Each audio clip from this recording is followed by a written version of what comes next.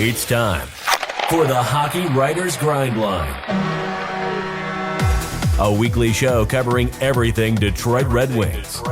Brought to you by our own iconic top line of Wings writers.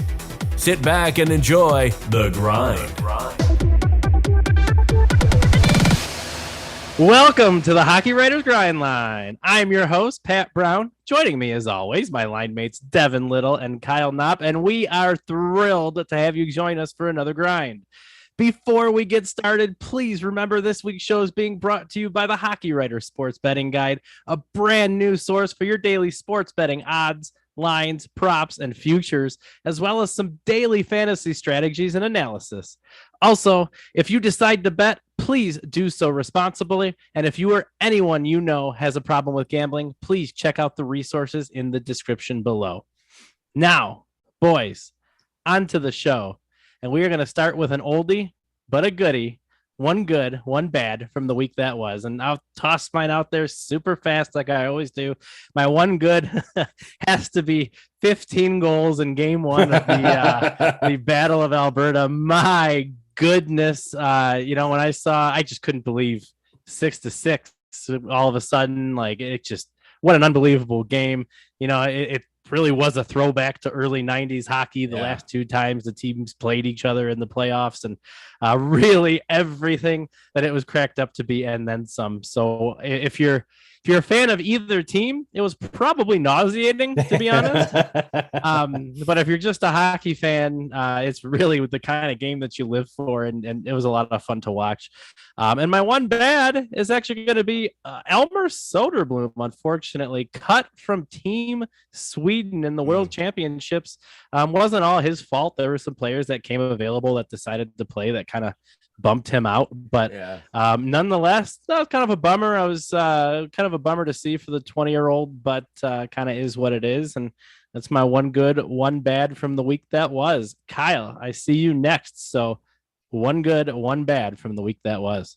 All right. Before I give you my one good, one bad, a little shameless plug to go off your good, that 9-6 win. I joined Matt and Jim to discuss that game in our little THW recap. So make sure after you watch this, you go back and check that out, because that was a fun one to talk about. But my one good is going to be the 5-game sevens from round one that happened last weekend. Absolutely.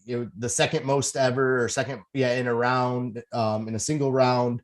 They all lived up to their hype. It was a fantastic weekend of hockey last weekend. And then my bad this week is that I kind of am rooting for the Avalanche right now, which is weird to say, but they're exciting. They've been, they are. In that series with St. Louis is going to be a lot of fun too. I think a lot of people kind of rode off St. Louis, and they showed up ready to play in Colorado and are taking a 1-1 series back home. So it's my bad, I guess, is that I, as a Red Wings lifelong fan, that I'm kind of rooting for Colorado now. I know no Kyle Knopp. I know no Kyle Knopp.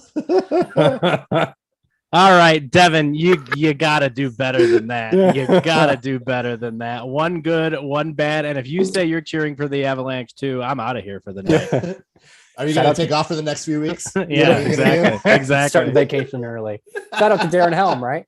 My one good, very similar to what Kyle said. I'm going to go off of just the matchups we have in the second round. Yeah. Every single matchup has some sort of level of intrigue to it. Whether it's the Battle of Alberta, whether it's the Battle of Florida, you've got the Battle of Ryan O'Reilly with that Colorado St. Louis series. And I don't know if there's anything that actually connects Carolina to New York, but that's still going to be a darn good series too. Yeah. So just a really good, coming off of a really strong and fun first round, I think the second round's equally as fun. And shout out to Brady Tkachuk for being the best Calgary Flames fan out there. He's been absolutely wild this week. Ottawa Senator fans better hold on to that boy for dear life. Yeah, and really quick, I don't understand all the flack he's getting. Yeah, he's the kid. Like, it's his brother. Whatever. It's his brother. They're out of the playoffs. Let him do it. Like this, if they're playing each other, I get it. But I'd love to see more of it. Like, yeah. Oh man. So sorry, Devin. You're one bad. Sorry. I'm sure you cheer on Nate. We don't, you don't write for the same sites, but you cheer on Nate, right? It's true. It's true. With two beers in the back pocket and one beer in my hand while I'm doing it. Too. Absolutely. Exactly. Hope you get that Budweiser sponsorship. But my one bad coming off of the news that Rick Bowness is out as the head coach of the Dallas Stars. That is another team in the NHL that is now looking for a head coach. Yeah. So Red Wings have competition when it comes to naming Jeff Blashill's replacement. So even if they have the guy that they want, they are definitely not guaranteed to get him. So I'm really, really intrigued to see where these coaches land because these spots just keep opening up.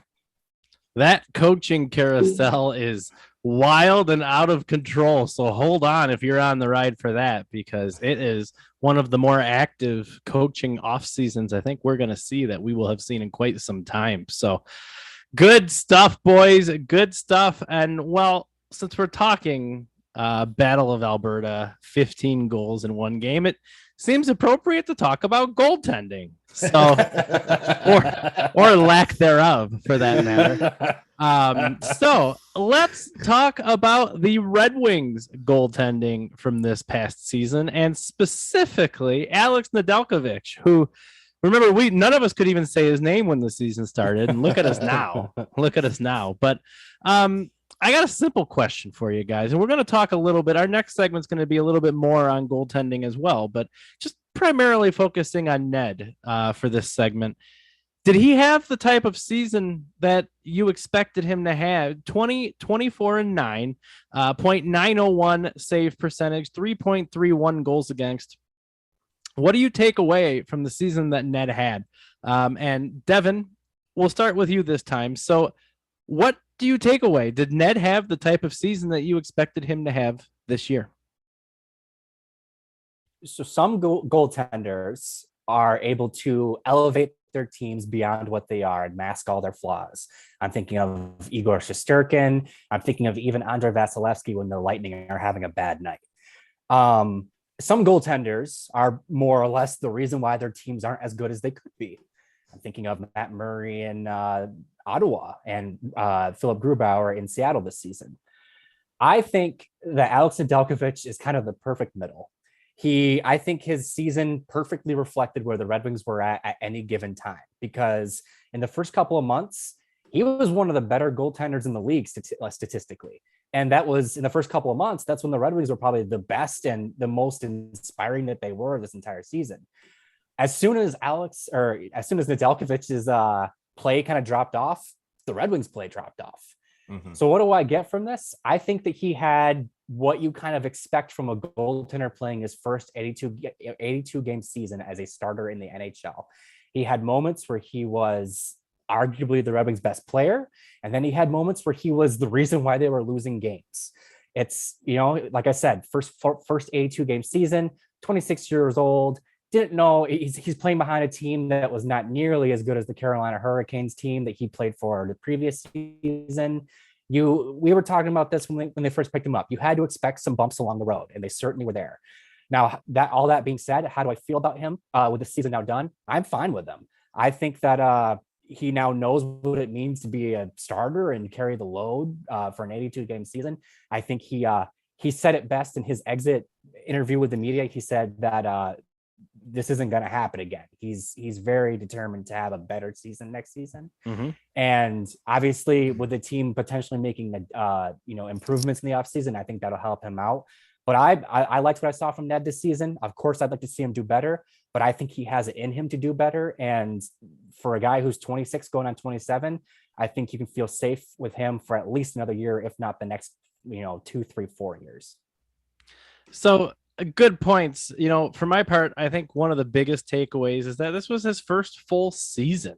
Mhm. And I definitely think fatigue plays a factor when you're a rookie. Oh yeah. And I realize he's not your traditional rookie. He's more your Michael Bunting rookie, if you will.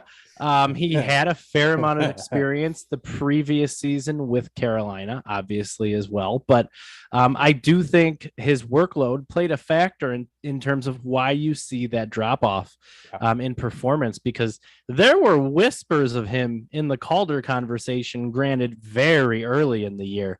But there were whispers of him. And obviously last season, he finished second in Calder voting. So I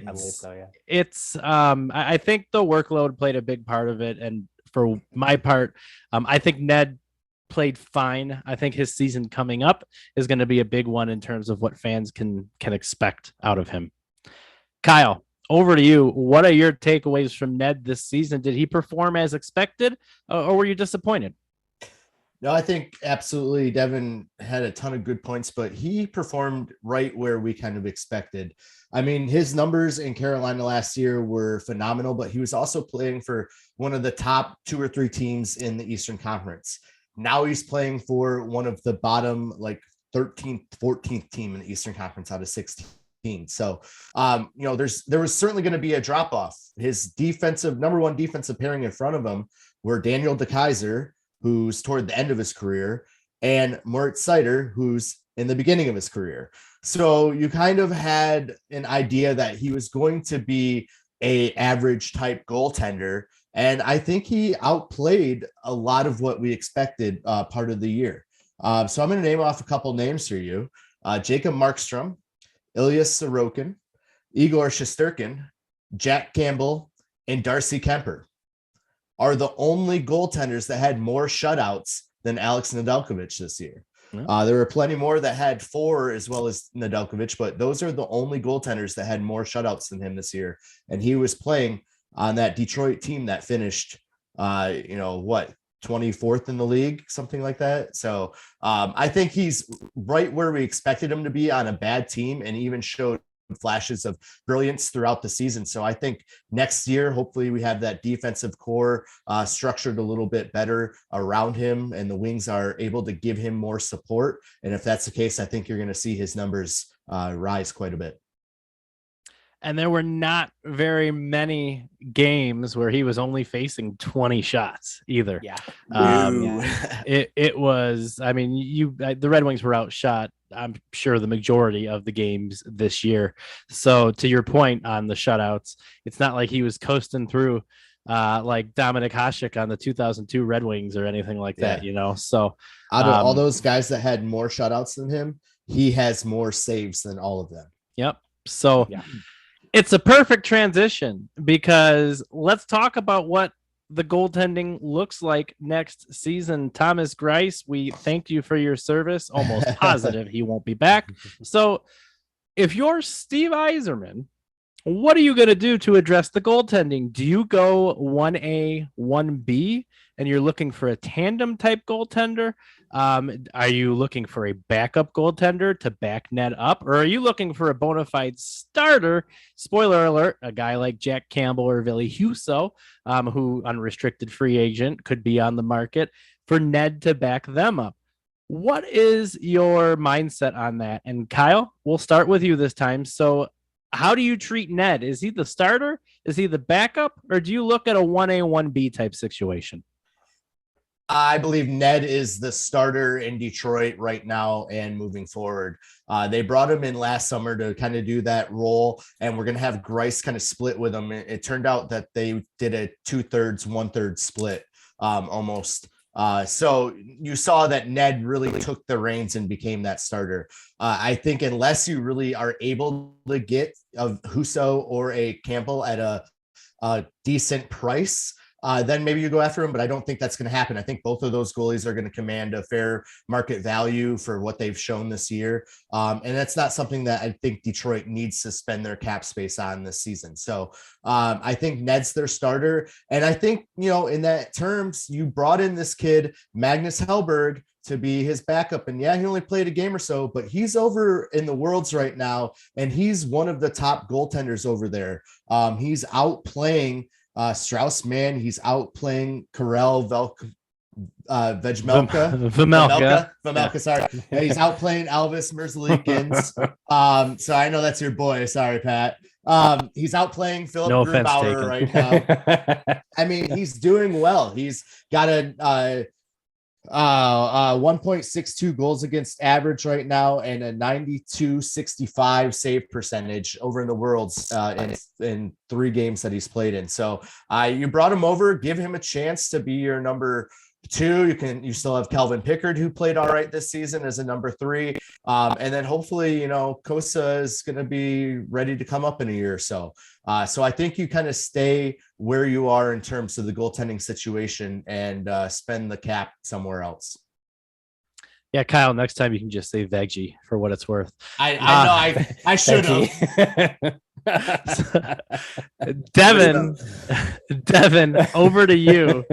Your thoughts on Ned next year? Is he the bona fide number 1? Are you looking at more of a 1A, 1B type situation? Where do you think he lands? I think that you go into the offseason with the objective of a 1A, 1B, but you go into the season with the hope that Nedeljkovic proves that he can handle the heavier workload. Because like you said, Pat, part of the problem and part of the drop-off of his play was he wasn't able to handle the workload. So if he can prove that he can do that next season, then it's okay if you have your backup. But as we're sitting right now towards the end of May, all we know is that he can't handle starting 60 games a season. So I think you have to plan accordingly. I think you get a veteran 1B, not Thomas Greiss veteran, but veteran, maybe like a Martin Jones type of deal. He's someone that comes to mind, but someone who can be 1B and then can shift into that true backup position if Ned shows that he, can really handle being the true starter. So it's about planning for what the situation is right now, while also hoping that the situation improves upon itself. Because at the end of the day, that's what you want to see Nedeljkovic do. Mm-hmm. Makes sense. Good stuff. Good points. It'll be interesting to see how this shakes out next year. But while we wait for that, just a reminder for you at home, today's show brought to you by the Hockey Writers Sports Betting Guide. If I were a betting man, which I am, I'd wager that this is one of the most comprehensive guides around. Make sure you check it out. Also, follow THW Bets on Twitter. And remember, please bet responsibly. If you or anyone you know has a gambling addiction, please check out the resources that we have listed down below in the description. Now, on to the back 9, if you will, especially since everybody's golfing because they're not in the playoffs.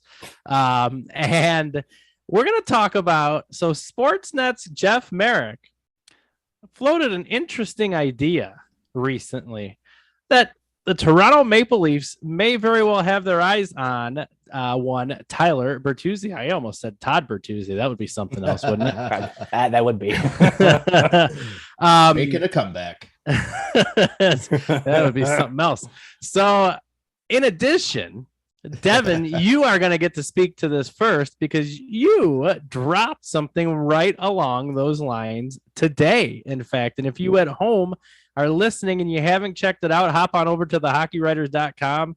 Go, head over to Atlantic and Detroit Red Wings, and boom, right there, Devin Little talking about potential Maple Leafs Red Wings trade. So, Devin, starting with you, is there any merit or any interest, do you think, in the Maple Leafs pursuing Tyler Bertuzzi, and what the heck would that return look like? Well, I think it makes a lot of sense. So first and foremost, going back to last season, there were reports that Toronto was interested in Tyler Bertuzzi. And for a number of reasons, one of them, we all know what it is. A deal just never was able to be completed. Now, here we are a year later, and the Maple Leafs are out of the playoffs. And I think a lot of that goes to the fact that they still don't have that pesky forward that can play in their top 6, that has the skill to produce like a top 6 forward, like a Tyler Bertuzzi. And, we'll see how certain situations when it comes to crossing borders changes over the summer, whether or not it will, because at the end of the day, it all depends on that. But if a deal is able to happen, I see Toronto being very interested in this because, let's be honest, Tyler Bertuzzi is like the poor man's Brad Marchand. He's not going to cost an arm and a leg. I think his next deal will probably be like $6 million, which even that, depending on who Toronto moves out, they can make room for that money. And he's in his prime right now. I think, you could see him playing alongside Mitch Marner and Austin Matthews, and he would put up some numbers. Like, holy cow. What would the return look like for Detroit? In my article, I mentioned potentially swapping Bertuzzi for William Nylander. I think the deal would have to be a lot more than just a 1-for-1. But I think that that's a good basis for a deal, in my opinion. And if it's not William Nylander, I could see, Toronto sending picks. I could see the Red Wings bolstering making Toronto give more by taking on a bad contract. Just buying more cap space for Toronto. But at the end of the day, I think what this comes down to is Toronto has a need for a player like Tyler Bertuzzi, and he's probably the most acquirable, if that's a word, player of that type that's out there. And Lord knows that if Yzerman gets a good deal for him, he's gonna spring to action because Bertuzzi is entering the final year of his deal, and I think if he signs another deal with the Red Wings, he's going to retire with the Red Wings. So the time to move him is between now and next year's trade deadline. Interesting stuff. Kyle, over to you. Your thoughts on a potential Maple Leafs Red Wings blockbuster involving Tyler Bertuzzi? I mean, Devin basically said it was going to happen. So, I mean, like guaranteed. So, what do you think? Well, after reading that article, I definitely think it's guaranteed. And Devin, I want to know how you got that inside information because, wow, you got the terms down and everything. No, that was a great article. I think Devin lays it out perfectly. I think absolutely Toronto needs a Tyler Bertuzzi type player.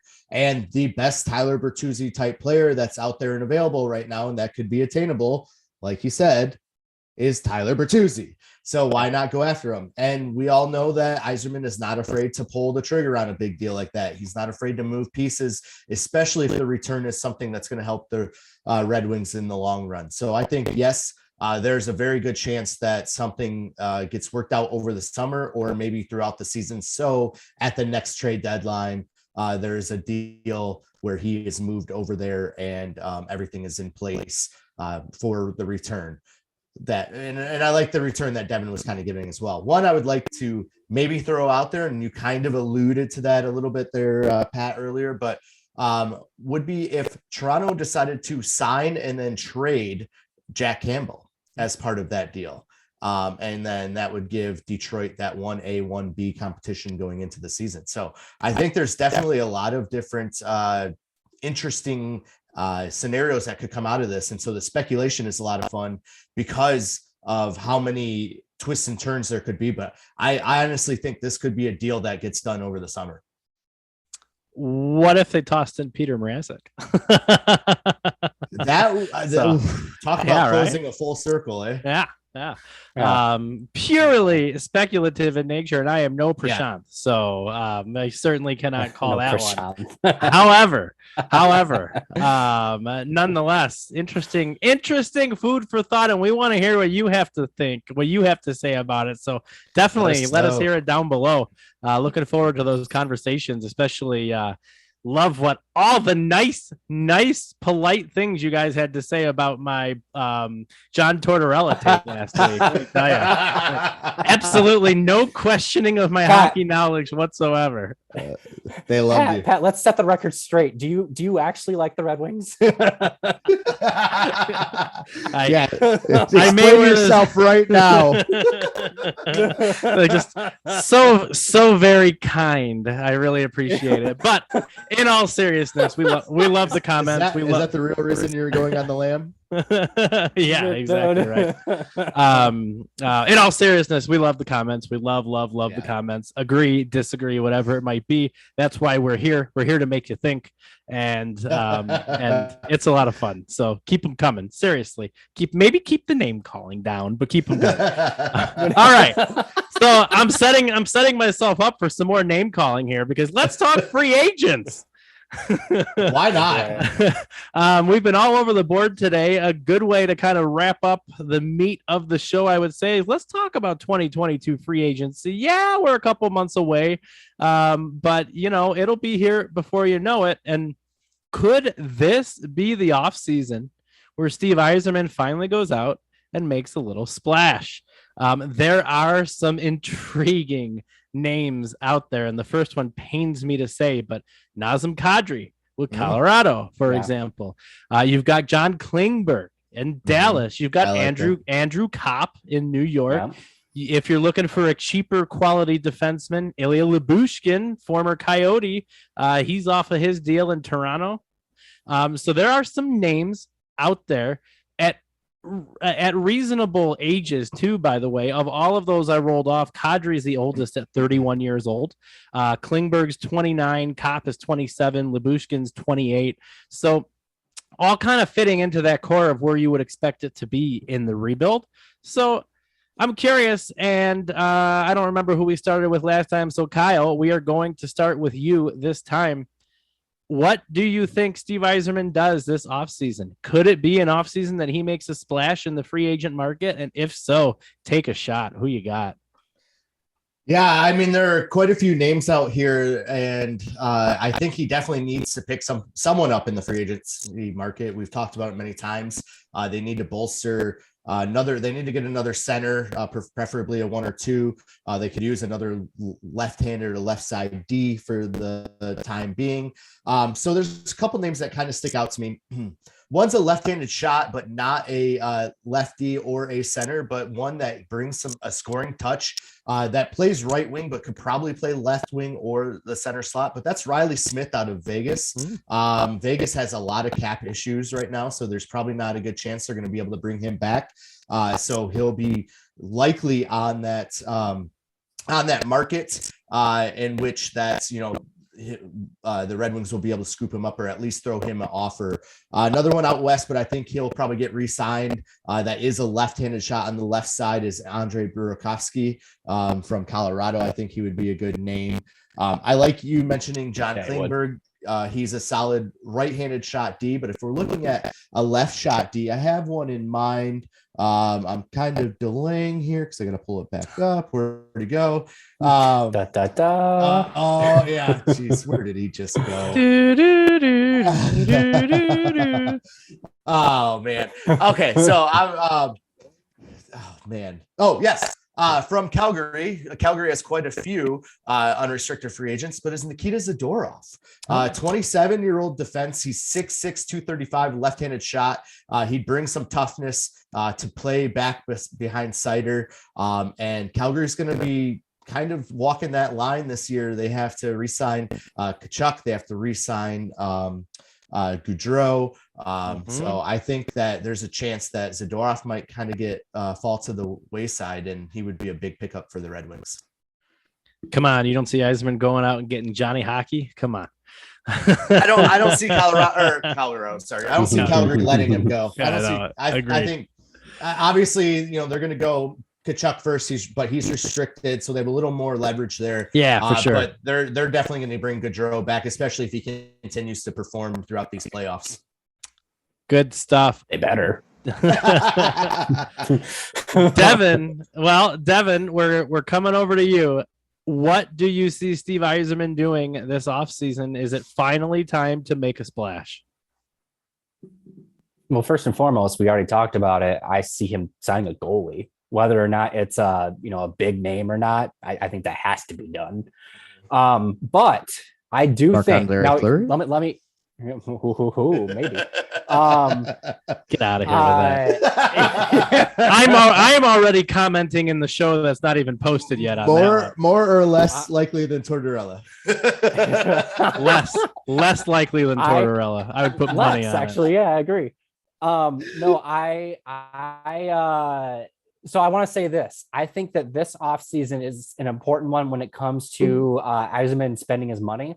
And the reason why is because this is the last year where the Red Wings basically have free money to play with. Yep. Because next year, they got to work out deals for Nedeljkovic, Larkin, and Bertuzzi. Yeah. The year after that, they got to work out deals for Vrana, Raymond, Seider, and others.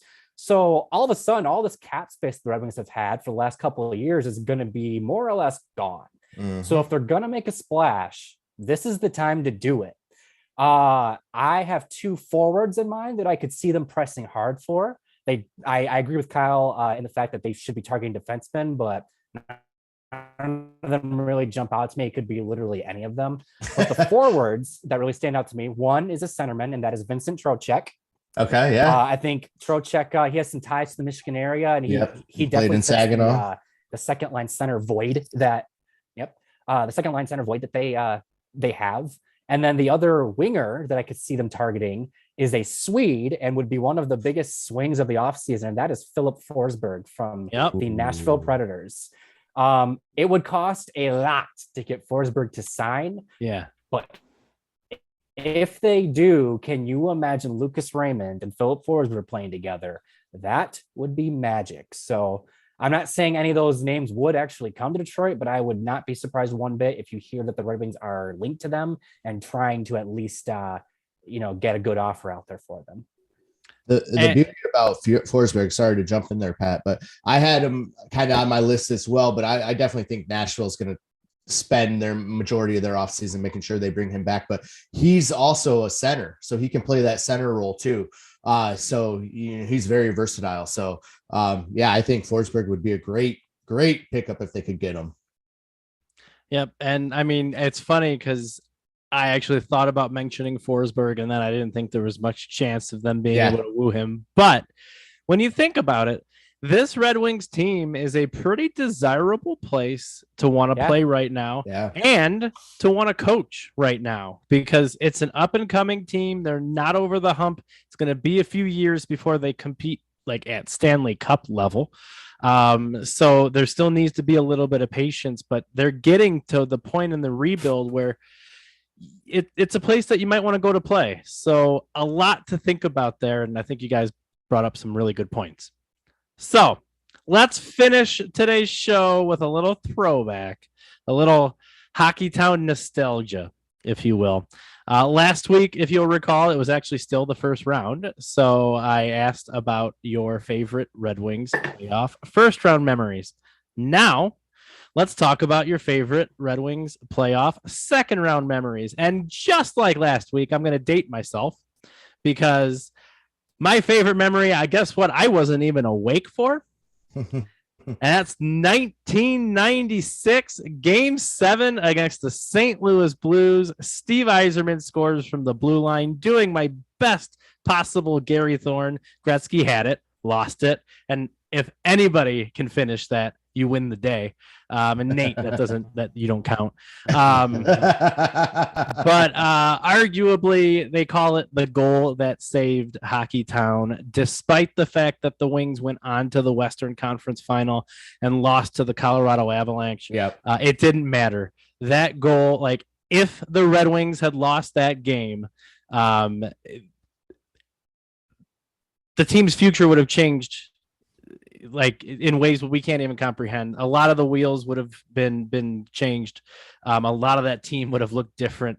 And, there was talk even heading into 96. I think it was after 95 of trading Steve Yzerman. There was that talk. Scotty Bowman got booed in the beginning of one season because of that talk. And that goal single-handedly saved Hockey Town. And I was 11 and had to go to sleep and woke up to Nate shaking me. They won. And that's my memory of that goal. And let me tell you, it's something I'll always carry with me. Never forget it. And it was something else. So that's my favorite Red Wings second round playoff memory. Devin, gonna come over to you. What's your favorite Detroit Red Wings second round memory? Well, I'm going to date myself, I guess, in a different way. I talked about the first round series against Nashville in 2008 last week. So let's talk about their second round series in 2008 this week. In the second round in 2008, they played the Colorado Avalanche. And that to this day is the last time they played that team in the playoffs. And obviously everyone knows what the talk was going into that series. But Detroit, Colorado, is this like the reigniting of the rivalry, blah, blah, blah. Joe Sakic was still on that team. All that good stuff. Chris Osgood had taken the starter role back. All the ingredients were there for this to be a flashback to the late 90s. Instead, the Red Wings took it to Colorado night in and night out of that series. They swept them 4-0. That was Johan Franzen's basically coming out party as a premier power forward for the Red Wings. He had, what was it? He had 9 goals in 4 games in that series. Dude was an absolute monster. Jose Theodore, who won the Hart Trophy like 6 years prior to this series or something like that, looked like a mere mortal in this series. I like to look back on this series as the series that killed the rivalry, because they haven't played each other in playoffs since, but also the Red Wings killed them. There was no fight from the Avalanche in that series. And obviously the Red Wings went on to win a Stanley Cup. And so the trend to this day stands that in order for the Red Wings to win the Stanley Cup, they have to get through Colorado. So if you're banking on the Red Wings winning the Cup anytime soon, it's going to be while the Avalanche are still really good, and they're going to have to beat them in the Stanley Cup final, which would be a treat to watch. So that is my favorite second round memory, the Red Wings killing the Colorado Avalanche. Those were wins 4 through 8 of 10 straight, I think, that playoff year, if I'm not mistaken. That was a fun ride. That really was a fun ride. All right, Kyle, you've got the last word on today's show. Tell us, what's your favorite Red Wings second round playoff memory? We both picked the two that I was torn between. So dating myself in 2 different ways. I remember the 96 series. I was 10 years old. I was watching it. I watched that game, that shot. I was up at Houghton Lake at my grandparents' cottage up there, and had to have the TV on my headphones because I didn't want to wake up. Yeah, it was late. Grandparents in the loft, or everyone else was asleep. So that was fantastic. And then 2008, that holds a special place in my heart. I was a public relations intern with the team that season. And I remember me and my buddy Vince, we were both interns, and we were both at Michigan State, and we went to watch game 4 of that series. And, they pulled Josie Theodore in like the second period, and we just looked at each other and we're like, we're going to win a cup this year, aren't we? And I mean, it was one of those things that was absolutely incredible. Like you said, Johan Franzen, 9 goals, 1 assist that series. Zetterberg, I think, had like he had 9 points as well. I think Datsuk had 8 points. I mean, it was just insane. And then, they chased Theodore in 3 of the 4 games. And that was just, you could tell that team, they felt it, they knew what they had to do. And that was such a fun series to be a part of, both at the 2 home games and then when we watched the 2 away games at the East Lansing B-Dubs. So it was that one definitely has a special place in my heart. That season does. Oh, those were the days, fellas. Those were the days. If only we'd have known then that it was their last championship run. They were so close in 2009. Somewhere I am still not over that. I'm praying somewhere in an alternate universe Nick Lidstrom scores to tie that game in game 7. Pat Brown's very happy. Yeah, exactly. Alternate universe. Evgeny Malkin doesn't play in game 7, but and that is a conversation for another time, and that will do it for this week's episode of the Hockey Writers Grindline. Thank you so much for joining us. Please remember, check out the Hockey Writers Sports Betting Guide. It's got all the info you need for odds, lines, props, and futures, as well as your daily fantasy strategies and analysis. Please remember, do so responsibly. If you or a loved one struggle with a gambling addiction, please seek help with the links that we have provided in the description below. Don't forget, toss us a like, subscribe to the channel. Thank you so much for joining us for yet another grind. That's our show. We will see you next time.